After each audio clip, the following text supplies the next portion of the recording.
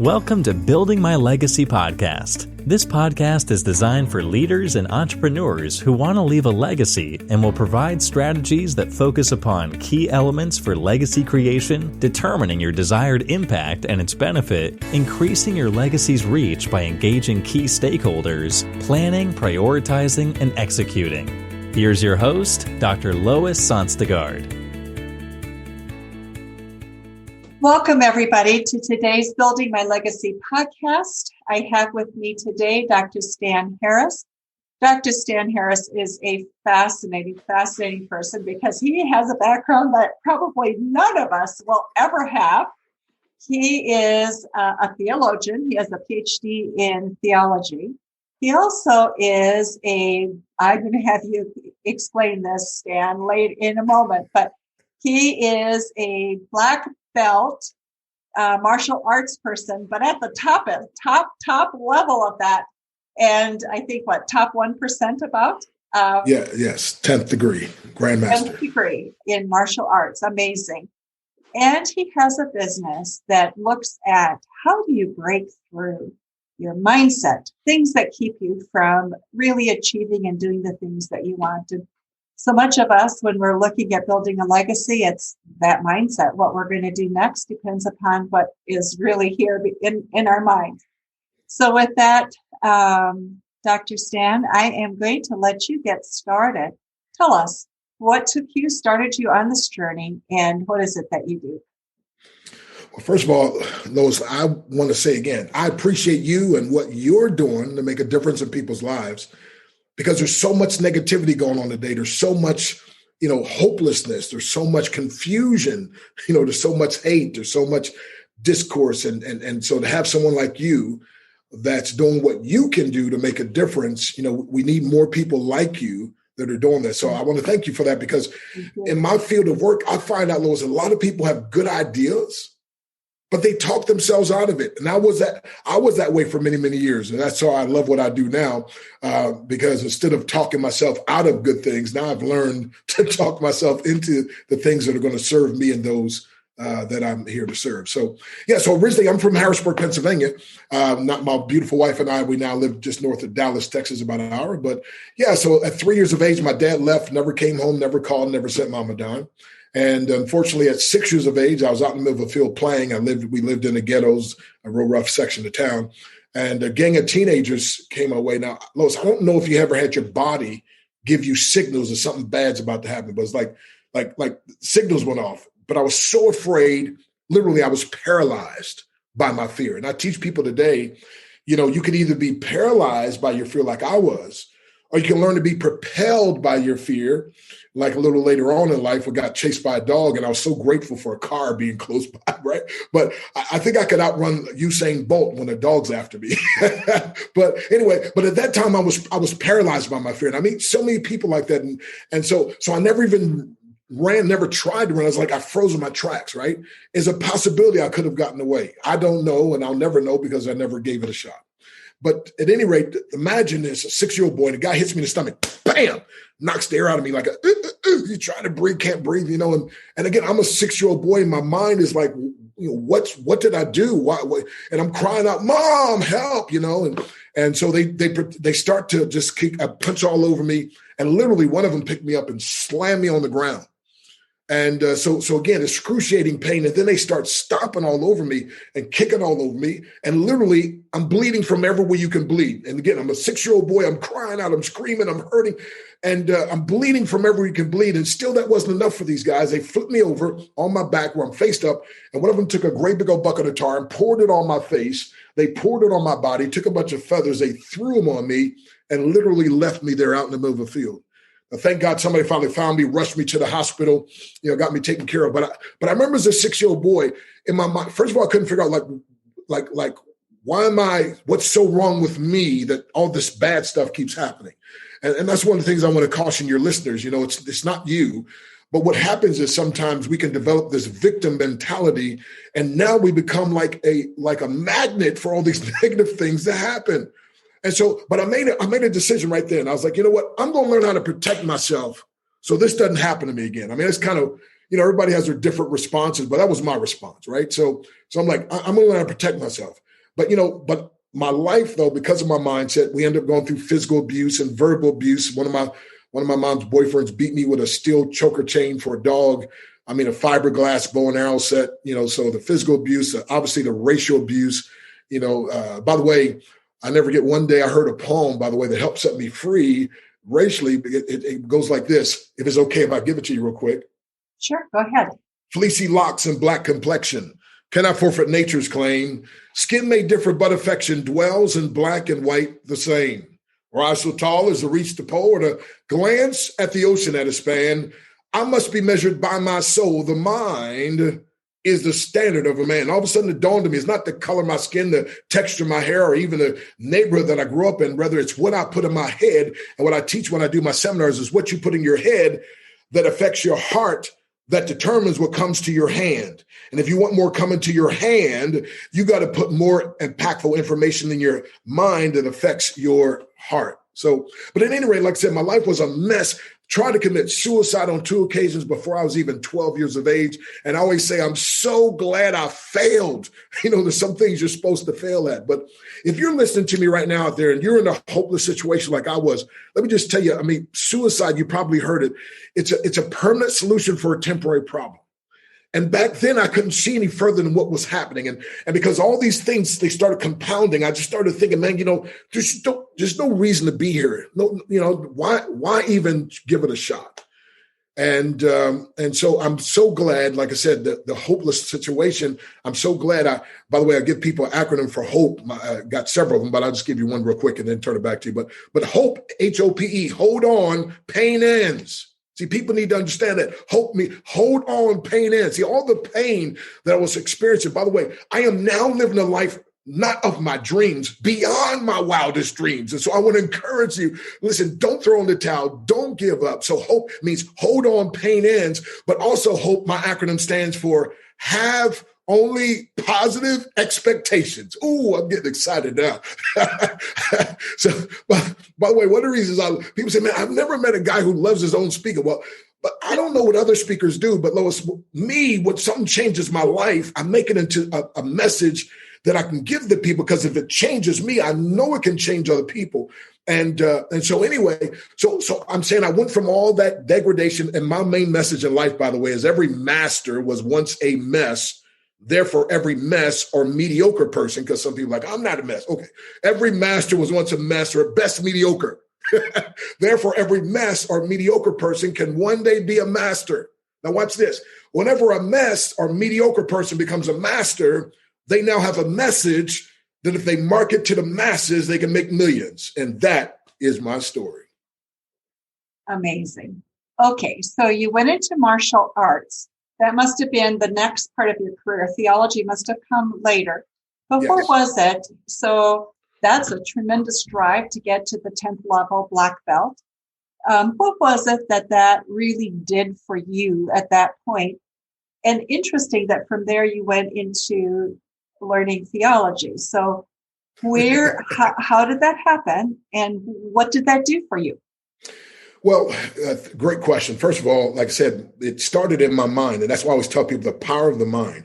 I've got a 21-day breakthrough challenge that I really talk about this in more detail. But one of the things is this: once I make up my mind to do something, circumstances align themselves in my favor. When I say I can't, my mind stops trying. But when I ask, how can I? My mind keeps searching till it finds a way. There's a way and I will find it. And if not, by the grace of God, I'll just have to invent it. And so not even realizing that, but the power of the mind. So I made up my mind. Okay, I'm going to learn how to protect myself. I got to do something different. I had, like I tell people, a Popeye moment. I've taken all I can take. I can't stand no more. And so my mother, now people say it's coincidence. Well, I like to say coincidence is God's way of remaining anonymous. So my mother wins a free month of karate lessons, Shotokan karate. And I have 4 brothers. None of them went. I was the only one. I would go and watch my mom. And man, they were kicking and screaming and hollering. I thought, man, this is pretty good. Well, mom's free month ran out. And free is great, but people are really serious. They'll make some investment. So mom started paying every month. Now, after month, she got better and better. Now, Lois, you have to ask me the question, because one month she got what I call too good. You got to ask me, what does that mean? What is Now, too what good? is that? Okay. Her and her boyfriend got in a fight and she knocked him out. So when I saw this 5'1" woman knock out a 6'1" guy, I was like, whoa, I don't know what this karate stuff is, but this is my ticket. And by the way, this is why I tell people why you have to have a breakthrough, because see, when there's somebody connected to you, when they see you have a breakthrough, then they believe they can have a breakthrough. So when I saw that, I was like, okay, this is what I want. And so I got started. Now, to me, I gave it everything I had. I was working out 4 hours a day every day. And my in Japanese, you call your teacher sensei or instructor, and he had several different classes. I was part of all of them. So I mean, I was like, you don't understand, man. I mean, I got to learn this stuff. And I didn't even know there was a 10th degree black belt, by the way. I just wanted to learn. Matter of fact, I just want to learn how to fight. And they're like, no, we can't just teach you self-defense. We first have to teach you self-discipline. I was like, no. I just want They said, look, if we teach you self-defense, without self-discipline, you'll be like an uncontrollable weapon and you could destroy yourself, society, or both. And so I said, okay, well, whatever the self-discipline stuff is, if I got to learn it, okay, I'll learn it. The self-discipline is what changed my life forever, is what changed every aspect of my life. But I didn't know it. I came kicking and screaming because I wanted this, but I said, no, you got to have this. So anyway, so I got started in martial arts. And again, because of also learning the discipline part, we went all the way to the top and became a champion and so forth. And then that's when I started finding out after black belt, there's a first degree and second degree. And so I was like, okay, I'm already in this thing. It became part of my life, and especially the discipline part too. And then the confidence that, once you know it, which is amazing, by the way, before I got good in the martial arts, I got in a fight almost every day. Once I got good in martial arts, it was like no more fights. It's like there's a different aura, right? It's like now, once you know what you can do, you no longer get sucked into these things, and no longer have to lower yourself, right? And but there's a different aura that you have, and all of a sudden life responds to that. So as a 15-year-old teenager, I just won this championship, and I'm proud of myself because I wouldn't fight with any teenagers. They were no competition. I fought with the grown men. So I'm thinking I'm pretty hot stuff, and so we're come back from the van. I just won the championship. And so the girls around me in the van, like, hey, you really beat those guys up and you're just a teenager. And again, I forgive me, my ego was so big. And as a matter of fact, I kind of blew my knuckles and brushed on my chest a little bit. So, well, I didn't want to hurt those old guys too much. I mean, my head was like, so my teacher, Japanese sensei, he was drinking sake, Japanese wine, and got drunk and literally swerving down the highway. And we're going through the mountains at the time. I lived in Pennsylvania. It was so foggy going through the Pocono Mountains. Literally, you couldn't see 6 feet in front of us. So he had the window rolled down, looking at the guardrail in the middle of the highway, and he was drunk. I'm like, hey, Sensei, stop the van. We might wreck and die. 2 seats from me, this guy's like, man, if we die, we just die. I was like, wait a minute, what? Are you crazy? And I thought, yeah, he is crazy. But I never even thought about like I thought you had to get old like my mom or somebody before you thought about dying. And all of a sudden I was like, man, everything that I'm living for, is it going to matter? I mean, if I died right now, my sensei in his drunken stupor. And so anyway, make a long story short, it was a week later, some folks say, hey, we're just out inviting people, to church and so forth. And so I was like, let me get rid of these people. I go to church twice a year, Christmas and Easter, whether I need it or not. And so they said, well, but do you know, have you received the Lord? And I was like, well, no.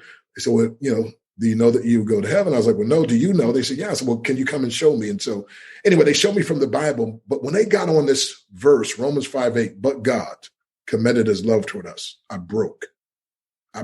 See, what had happened, I built this hard shell. I've been hurt so much in life, like a lot of people I meet. I was hurt so much. I built this hard shell, and I was like, I was just in a rage all the time, right? Now, thank God the martial arts helped me to control it, have some control of it, but it was still there. And I'm like, my theme, Lois, was like, nobody cares. Now, if anybody cared, my mom cared. But see, because she didn't have a man, really there to help her, she worked 2 jobs. So she was never around, right? So it was like, so mom doesn't care. Dad, society doesn't care. Nobody cares. Beating, tarred, and feathered me, threw me out in the middle of the field. Nobody cares, and that was my theme. And I just walked around like, and then these people, I was like, you try to tell me like God loves me? Like serious? And it literally melted me. And that was a changing point right then. And I believe today the world needs love. I think it's the most powerful thing that can happen. And I'll tell you, you didn't ask me this. I'm going to tell you a quick story real quick about my mom. I got in a lot of trouble in school. I was about to get kicked out of public school. Now, you bad when you're about to get kicked out of public school, but I just wanted attention. I didn't know how to get it except being bad. That got me attention. She put me in Catholic school to try to conform me. Well, that didn't work. I ended up getting kicked out of there. 2 kids jumped me. I beat them up, but the nuns didn't see them hitting me. So anyway, I come home. My mom's like, she was sleeping. She's woke up. She's like, what are you doing? You're supposed to be at school. And I was like, I got kicked out. And this is my tough, mother, because she had to be tough. She had 5 boys, and I never saw her cry before. By the way, I never heard the words, I love you. And I'm sure she did, but she just, never. And so all of a sudden, she's like, boy, you about to drive me to an early grave. I'm trying to raise y'all, and I don't have a man to really help me. And then all of a sudden, she stopped and she started crying. And she said, but one day, I know you're going to make me proud of you. And I can't explain it, Lois. It was like something hit my heart. I was like, whoa. And I made a decision that day. I was like, I will never get in trouble again in school. And from that day on, not only did I never get in trouble, graduated top of my class, never thought I would go to college, by the way, ended up going to college, graduated who's who, top of my class, dean's list and everything. Then they even asked me to stay to be a professor, and so it's just been incredible. So one day I was speaking somewhere, my mom came and she's like, son, I'm going to tell you something. She's like, I'm just honored to know a man of your stature. I was like, Mom. She's like, no, seriously. She's like, son, I'm like, it's amazing. I said, can I tell you something? She said, yes. I said, you are just reaping the seeds that you sowed. She's like, what are you talking about? I said, you remember that time I got kicked out of school and you said to me, I'm about to drive you to early grade, but you start crying. You said, but I know one day you're going to make me proud of you. I said, when you said that, that gave me like hope. That seed, I received it. And I said, you're just receiving the harvest of the seed that you planted. So you said that, and I determined I was going to make that so. And so I teach people today, hey, if you don't have somebody that can sow powerful seeds in your life like that, learn to be the person that sows them in your own life. And that's what I learn to do every day. But let me stop talking here and let you. I love that. And I think so many people, that's the message that's so important. If people don't see something in you, a possibility, you don't rise. Yes. And you don't rise to what you could be. And so we churn people a lot of times in organizations because we don't take the time to see potential and to plant those seeds. And I think as much as we do sales and marketing, planting seeds in our organizations, it's everything in terms of our future growth, because we're going to have to do much more with growing internally our people. So tell me a little bit about what you do and how you go about working with breakthrough mindsets for people. What does that involve? Wow. Okay. Well, first of all, I have to give a disclaimer. They call me Dr. Breakthrough. I have to say, as Dr. Breakthrough, I can't provide the breakthrough. I just prescribe the breakthrough. But when people follow my breakthrough prescription, God Almighty provides a breakthrough they desire and deserve. And a breakthrough, by the way, is exploding through barriers that at one time seemed insurmountable. What's amazing is that everything that I do today is like, I used to think it was impossible. Matter of fact, when I saw people in the martial arts doing stuff, I used to think that was impossible. And this is my message to people. And as long as I thought that way, it was. See, if you think you are beaten, you are. And if you think you dare not, you won't. If you'd like to win but think you can, it's almost a cinch you won't. If you think you will lose, you've already lost. For this powerful truth we find, success begins with a person's will. It's all a state of mind. Life's battles don't always go to the stronger woman or man, but sooner or later, those who win are those who first think and then know that they can. And so what happened was, and what I do is I speak to organizations and churches and groups, wherever there's people, right? Because I found out everybody needs a breakthrough, right? And if I can give you a breakthrough formula, and by the way, I am not the one that called myself Dr. Breakthrough. I was speaking with another, one of the top 5 speakers in the world, Dr. Willie Jolly. We were speaking at Howard University. He said, Dr. Breakthrough, he said, Dr. Stan, he said, branding's everything. He said, man, you know, the way you explain breakthrough, you explain it better than anybody I know. You seem to have more breakthroughs. Every time I talk to you, it's like you're having another breakthrough. He said, when you speak to your audience, you evoke this thing in them that they can, he said, so you're like a person that goes to a doctor and a doctor writes a prescription. He said, you're the one, when they need a breakthrough, you're the guy with the prescription. So you should be Dr. Breakthrough. And I said to him, I said, well, Doc, I appreciate that. Those are kind words. I'm not sure that's so, but I'll promise you one thing. I'll live the rest of my life to make sure it is. And folks, can I help you with something here? The way I used to be, people would criticize me. I would internalize the criticism. People would try to compliment me and I'd push off the compliment. And I couldn't figure out why my life was so jacked up, right? And in essence, it was like I was receiving the bad and I was rejecting the good. Most people today are so selfish, so into themselves. If they're saying something kind to you, they may have been touched by God. So you might just go ahead and receive that, because most of what I've accomplished, I want to get this across, I didn't believe I could do it. There was other people, and that's what I'm going to get. The main key of my life was having mentors. But I got surrounded with people who can see in me. There's a thing in Johari's window in psychology that teaches us that there's a part that we can't see that others can see. Now, there's a part that we can see, they can see. But the main part, though, is the part that we can't see, but they can see. And so being connected with someone, which I believe, by the way, one of our sincerest desires is to be connected to someone who can empower us to break through, to be, to do, and to have what we secretly know we can become and achieve. And so that's what my business model is. And so people bring me in to speak to over $1,000 to speak. When I'm preaching in churches, it was like, hey, I don't need anything. It's just, if you want to take offering, fine, but I don't, and then this, guy and the principal heard me and he said, look, can you come speak to our school kids, especially with that breaking the boards and stuff, which I know folks can't see anything, but they probably can hear. And so one of the things I do is I write on boards things that are hard, like this says limiting beliefs. And what I show my audience is right in the middle of the word beliefs is a 3-letter word called a lie.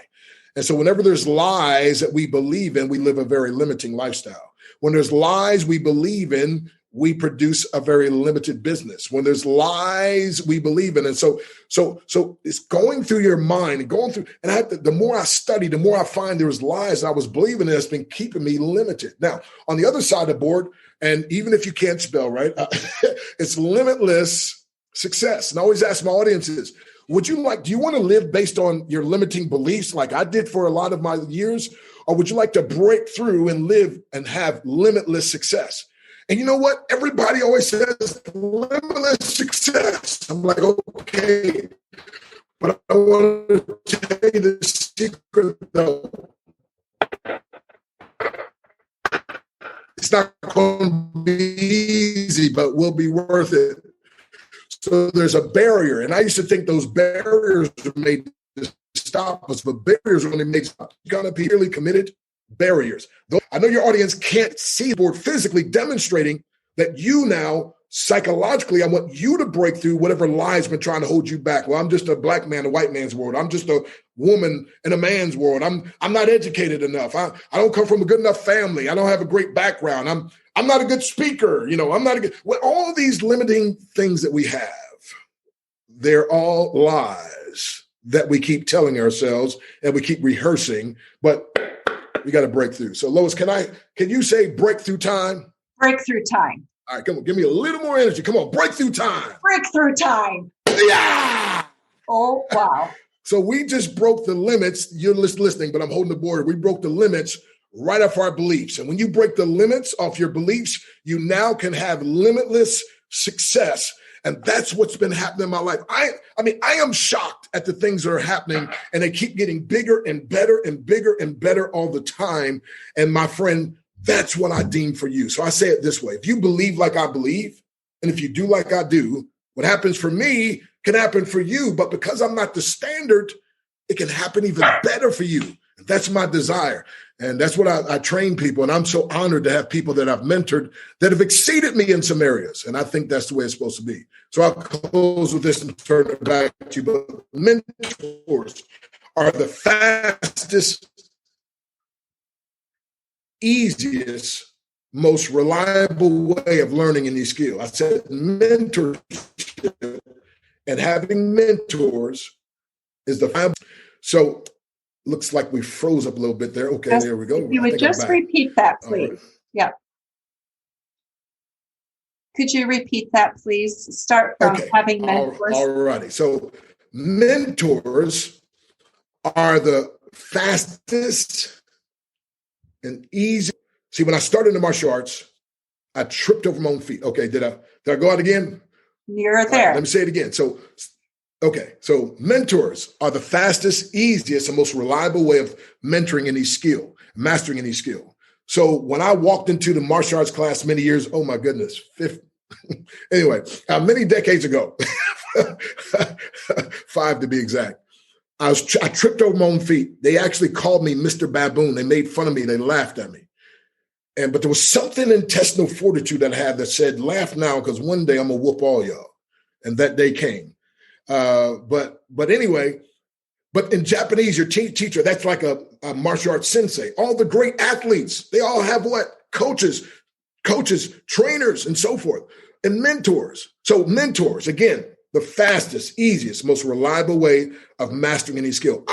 Most of what I did, I didn't believe I could do it. It was the mentors, it was the people around me. He's mentored Plato. It was Plato who then mentored Aristotle. Aristotle mentored Alexander the Great. It was Andrew Carnegie who mentored Napoleon Hill, who wrote the powerful book, Think and Grow Rich, which, by the way, I've got a copy here. There's a new Think and Grow Rich, Ted Siubel, who actually asked me to write in that book, is the only person ever allowed by the Napoleon Hill Foundation to write another sequel or finish up on it. But anyway, so Andrew Carnegie mentioned Napoleon Hill, who wrote the book, like I said, Think and Grow Rich. Now think about this. And then it was Napoleon Hill who mentored W. Clement Stone, and then W. Clement Stone mentored a guy named Jack Canfield, the co-author of the $1 billion book series Chicken Soup for the Soul. Benjamin Graham mentored Warren Buffett, and Warren Buffett, of course, have mentored millions. It was a guy named Dr. Benjamin Mays who mentored a young teenager named MLK, who then became known as Dr. Martin Luther King, and he, of course, has mentored millions. It was Bill Bailey, one of my main mentors, who also mentored a guy named Les Brown. And Les Brown, as a matter of fact, spoke to over 80,000 people in Atlanta, Georgia Dome, and he now has mentored millions. Bill Bailey also mentored a guy named Jim Rohn. Jim Rohn became known as the foremost business philosopher. He mentored millions of people, and one of those, he mentored a young guy, tens of millions. I mean, in the greatest book ever written, Moses mentored Joshua, and Joshua mentored the 3 million Israelites. It was Elijah who mentored a guy named Elisha. It was Elisha who mentored a widow woman who lost her husband and her children, and he's taught her how to have her own business. It was Paul who mentored a young guy named Timothy, and then my friend Jesus who mentored the disciples. And regardless of what your belief system is, but here's what he said, the works that I do shall you do also. So the mentee, you got to get this, the mentee has the potential of doubling what the mentor has done. And so, my friend, that to me, that's what just took me to a whole nother stratosphere. And I still have multiple mentors in my life today. And that's my greatest success. And that has opened doors for me to speak, to train, to write books, the things. It's just incredible. Wow. On that note, Dr. Stan, I thank you so much. You have a powerful message. And boy, there are going to be a lot of people who will be grateful to learn about that. We'll have information about Dr. Stan Harris in our show notes. He has courses that you will no doubt want to take a look at. We'll have information about how you can find out about those in the show notes. So again, Dr. Stan Harris, thank you so much for being with us today. And for those of you who are listening, thank you for being with us on Building My Legacy podcast. Be sure to visit our website at www.buildtomorrow.com and our social media places as well at buildtomorrow.com. Thank you so much. You've been listening to Building My Legacy podcast with Dr. Lois Sonstagard. To book your appointment with Dr. Sonstagard, visit www.buildtomorrow.com.